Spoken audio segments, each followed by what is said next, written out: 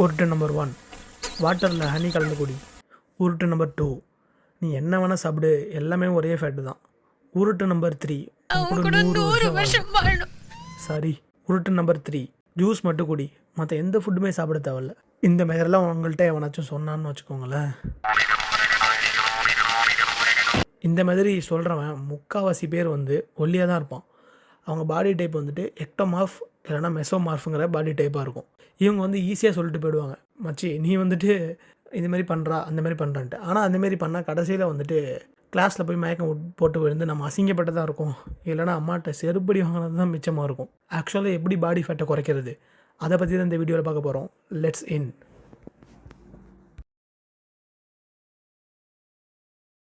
First நீங்கள் எவ்வளோ calorie எடுக்கணுங்கிறத பற்றி பார்க்கலாம். கலோரி ஃபஸ்ட்டு நீங்கள் எப்படி கால்குலேட் பண்ணணுன்னா, நீங்கள் உங்கள் வெயிட்டோட பவுண்ட்ஸை ஃபஸ்ட்டு பார்க்கணும். இப்போ எக்ஸாம்பிள் உங்களுக்கு 80 kg இருக்குன்னா அதோட பவுண்ட்ஸ் 176 பவுண்ட்ஸ். அதை நீங்கள் 12ஆல் மல்டிப்ளை பண்ணணும். 12ஆல் மல்டிப்ளை பண்ணிங்கன்னா உங்களுக்கு கிடைக்கிறது 2112 2112 கலோரிஸ். இதான் உங்களோட டேக்கபிள் கலோரி. இதை நீங்கள் எடுத்தாலே போதும் ஒரு நாளைக்கு. இந்த கலோரியை நீங்கள் உடனே ஒரேடியாக சாப்பிட்ணுன்னா இல்லை. இந்தமாரி இந்த கலோரியை நீங்கள் ஒரு 5 மீல்ஸை கூட பிரிச்சுக்கலாம் பெர் டேக்கு. ஒரே நேரத்தில் சாப்பிட்றது ரொம்ப முடியாத காரியம். அதனால் நீங்கள் ஒரு 5 மீல்ஸாக பிரிச்சுக்கிட்டிங்கன்னா உங்களுக்கு ரொம்பவே ஈஸியாக இருக்கும். உங்களுக்கு பிடிச்ச மீல்ஸாக ஒரு ஹெல்த்தி மீல்ஸாக அதை நீங்கள் பிரிச்சுக்கலாம். இல்லை நான் வெயிட்லாம் குறைக்க வேணாம், எனக்கு இருக்க வெயிட்டே இருந்தால் போதும் அந்த மாதிரி நினச்சிங்கன்னா, உங்கள் வெயிட் எப்படி மெயின்டைன் பண்ணுறதுன்னா, உங்கள் வெயிட் அதை 14 ஆர் 15 கூட மல்டிப்ளை பண்ணணும். மல்டிப்ளை பண்ணிங்கன்னா அதுதான் உங்களுக்கான கலோரி. அதை நீங்கள் எடுத்தாலே போதும். அதை நீங்கள் எடுத்தீங்கனாலே உங்களுக்கு உங்களுக்கு இருக்க வெயிட்டு அப்படியே மெயின்டைன் ஆகும். நீங்கள் கவலைப்பட தேவையில்ல. மைண்டில் வச்சுக்கோங்க. சரி ஓகே, ஒரு 100 கலோரி தானே 200 கலோரி தானே அப்படின்னு மேலே சாப்பிட்டிங்கன்னா தொப்பை பேண்ட்டுக்கு வெளியே தான் இருக்கும். இல்லை 300 கலோரி தானே அப்படின்ட்டு என்னானே பார்க்காம நீங்கள் படிக்க சாப்பிட்டிங்கன்னா ஐப்பாடம் விற்கிற மாரி ஆகிறதே உங்களுக்கு தெரியாமல் நீங்கள் அப்படி தான் ஆகிட்டு போவீங்க. அதனால் பார்த்து கரெக்டாக சாப்பிடுங்க. நெக்ஸ்ட், நீங்கள் வெயிட் குறைக்கணும் அப்படின்னு முடிவு பண்ணிட்டீங்கன்னா, வெயிட்டை மட்டும் நீங்கள் குறைக்கணும் அப்படின்ட்டு நீங்கள் ஃபுல்லாக டார்கெட்டாக போயிட்டீங்கன்னா உங்களோட ஸ்ட்ரென்த் மெயின்டைன் ஆகாது. அது இல்லாமல் உங்கள் மசில் மாஸ்லாம் குறைஞ்சி நீங்கள் சொங்கி மாரி தான் கடைசியில் ஆவீங்க. அதனால் நீங்கள் கலோரி டெஃபிசிட் மட்டும் பண்ணாமல் நீங்கள் அது கூடவே சேர்ந்து உங்களுக்கு தேவையான ப்ரோட்டீனும் எடுக்கணும். அதுக்கு எப்படி நீங்கள் பார்க்கணுன்னா, உங்களோட கலோரிஸ் இருக்குல்ல, அதான் சொன்னேனே 2112 2112 அதை மல்டிப்ளை பண்ணணும். எப்படின்னா 2112 இன்ட்டு 0.4 அது பண்ணிங்கன்னா உங்களுக்கு அது கிட்டத்தட்ட ஒரு 40% ஆஃப் கலோரி தான். கிட்டத்தட்ட உங்களுக்கு 844 அவ்வளோ வரும். அதை நீங்கள் எடுத்துக்கிட்டு 844 டிவைடட் 4 போட்டிங்கன்னா உங்களுக்கு 211 கிட்டத்தட்ட நீங்கள் 211 கிராம்ஸ் ஆஃப் ப்ரோட்டீன் நீங்கள் எடுக்கிற மாதிரி வரும். அதை நீங்கள் ஃபுல்லாக எடுப்பீங்களா இல்லை எப்படி எடுப்பீங்கன்னு தெரியாது. உங்களுக்கு மோஸ்ட்லி நீங்கள் இதை பன்னீர், சிக்கன் இந்த மாதிரி ஒரு ஹெல்த்தியான ஐட்டம்ஸ்லேருந்து எடுத்துக்கலாம். ஃப்ரைடு பீனட் இந்த மாதிரி உங்களுக்கு பிடிச்ச இதுலேருந்து நீங்கள் எடுத்துக்கலாம். அதில் கவலைப்பட தேவையில்ல. ஆனால் உங்களால் முடிஞ்ச வரையும் நீங்கள் அந்த 211 கிராம் ப்ரோட்டீனை எடுக்க மறந்துடாதீங்க. எடுக்க மறந்தீங்கன்னா ஐப்படம் விக்ரம் அந்த மாதிரி தான் ஆகணும். ஓகே, கலோரி ப்ரோட்டீன் இதெல்லாம் பார்த்தாச்சு. இது மட்டும் சாப்பிட்டா கூட போதுமா அப்படின்னு நீங்கள் நினைக்கலாம். ஆனால் இது மட்டும் சாப்பிட்டாலும் போதாது. நீங்கள் உங்களுக்கு தேவையான அளவு நீங்கள் ஃபேட்டும் ஈட் பண்ணணும். ஃபேட்னா அதையும் நீங்கள் மல்டிப்ளை தான் பண்ணணும். இவன் என்ன மல்டிப்ளை சொல்கிறான், மல்டிப்ளையாக ஃபுல்லாக சொல்லிகிட்டு இருக்கான் அப்படின்லாம் நீங்கள் நினைக்காதீங்க. இது ஒரு ஃபார்முலா.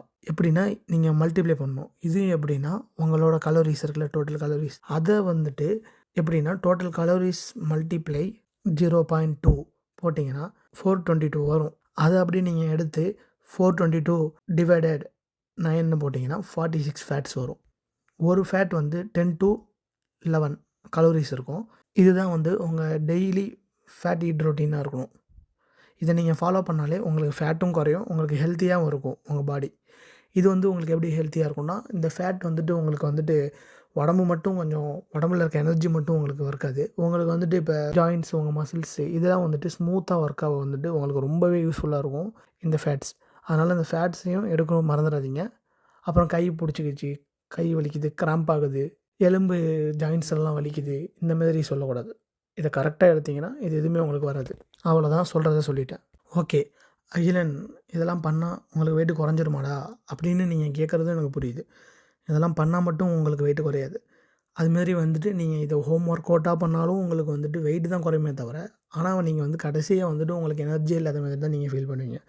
அதனால் இதுக்கெல்லாம் வந்துட்டு ஒரு சொல்யூஷன் என்னென்னா, ஒரு கரெக்டான ஒரு கோச் இல்லைனா ஒரு கரெக்டான ரிசர்ச் நீங்களாக பண்ணணும்.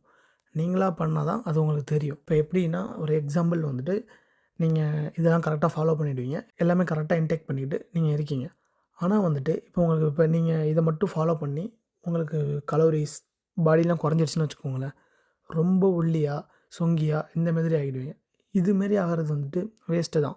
அதனால் வந்துட்டு நீங்கள் வந்துட்டு இப்போ ஒரு ஜிம்முக்கு ஜாயின் பண்ணலாம்.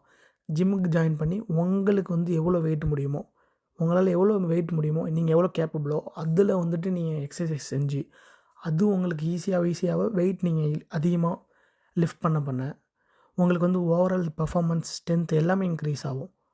இப்போ ஆனால் நீங்கள் கலோரிஸ் டெஃபிசிட் பண்ணிங்கன்னா உங்களுக்கு உடம்பு கண்டிப்பாக குறையும், குறையாதுன்னு சொல்லல.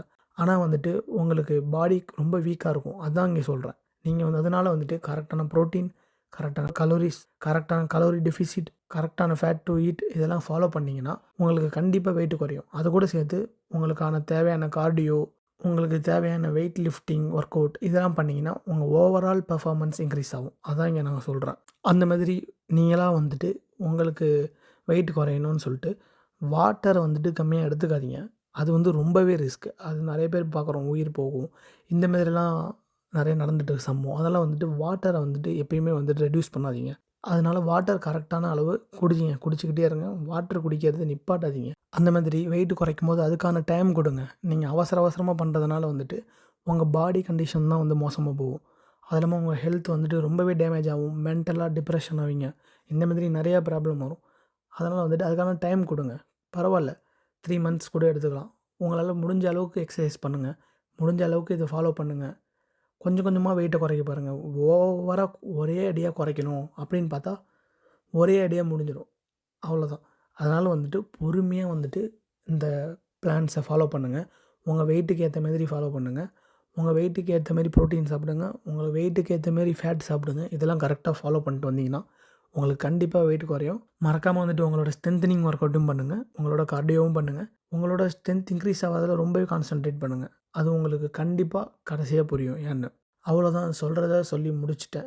இதை நீங்கள் ஃபாலோ பண்ணுங்கள். உங்களுக்கு தேவையான அளவு உங்கள் பாடி கண்டிஷனை பார்த்துக்கோங்க. முடிஞ்சால் உங்களுக்கான ட்ரெய்னர் கூட நீங்கள் அலாட் பண்ணிக்கோங்க.